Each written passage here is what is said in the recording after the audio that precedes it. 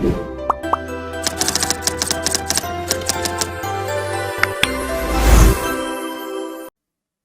है रास सिस्टम।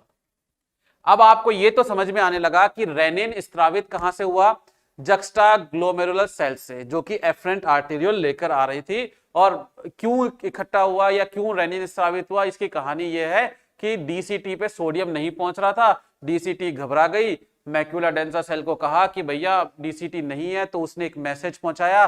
किसको मैसेज पहुंचाया? जेजे सेल्स को। जेजे सेल्स ने एक हार्मोन स्रावित किया जिसका नाम है रेनिन।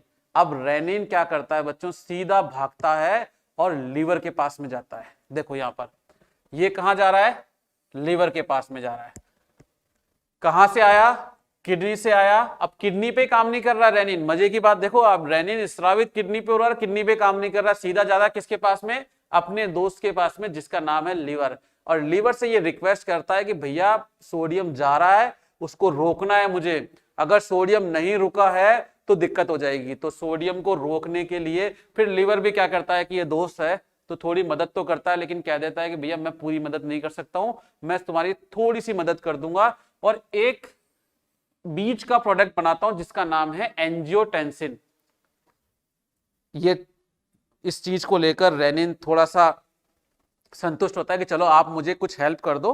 तो लीवर ने क्या बनाया? एंजियोटेंसिन, जो कि कहता है angiotensin first.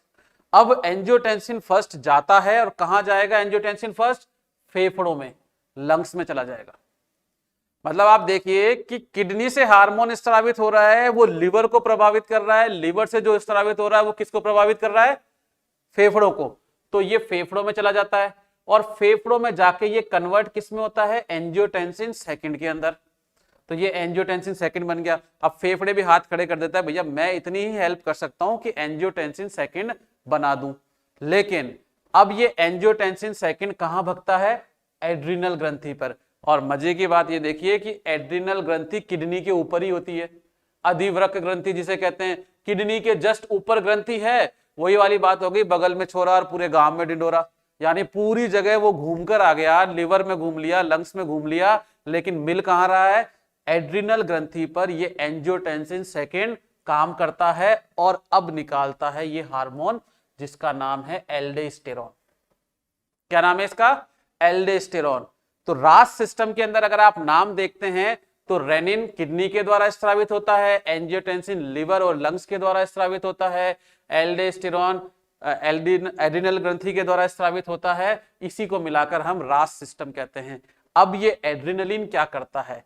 Adrenaline reabsorption of NaCl and H2O from DCT।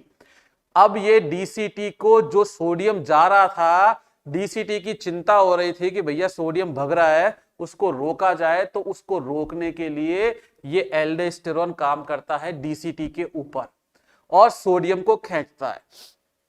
क्योंकि मैं आपको यूरिन फॉर्मेशन समझाऊंगा, उससे पहले एक चीज समझा देता हूं बच्चों कि सोडियम की दोस्ती होती है वाटर से और क्लोराइड से, साथ के साथ ग्लूकोज से भी, क्योंकि यहां तक तो डीसीटी तक तो ग्लूकोज पहुंचते ही नहीं है।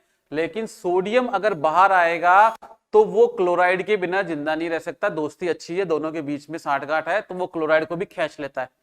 अब क्लोराइड जब बाहर आ गया, यानी नमक बाहर आ गया, तो पानी कहता है भैया मुझे अकेले को क्यों छोड़ दिया, मुझे भी ले चलो साथ में। तो इसका मतलब है कि सोडियम अगर बाहर खिंच रहा है तो बाकी सब भी खींचते चले जाएंगे और यूरिन गाढ़ा होता जाएगा, यूरिन कंसंट्रेट होता जाएगा। इसलिए एल्डोस्टेरोन की ये यहां पर भूमिका होती है।